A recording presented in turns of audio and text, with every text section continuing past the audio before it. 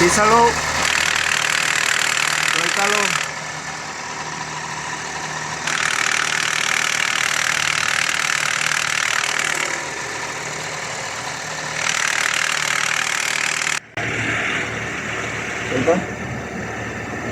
¿Qué tal, amigos? En esta ocasión tenemos un vehículo que, como logramos observar en el video, sale un ruido al pisar el clutch y desaparece al soltar el clutch.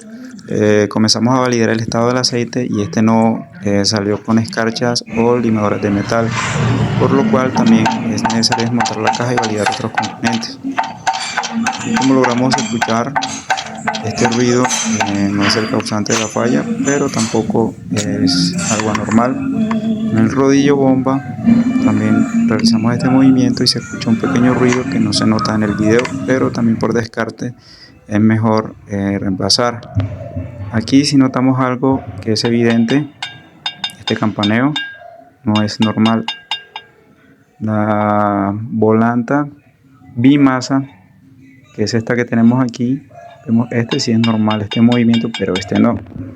La volante de masa dual o bimasa es un dispositivo mecánico que funciona como un amortiguador de torsión para reducir las vibraciones entre el motor y la transmisión en el vehículo.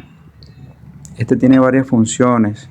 La principal es reducir las vibraciones para que no se sienta en la cabina del vehículo y también para reducir el desgaste entre el embrague y el clutch.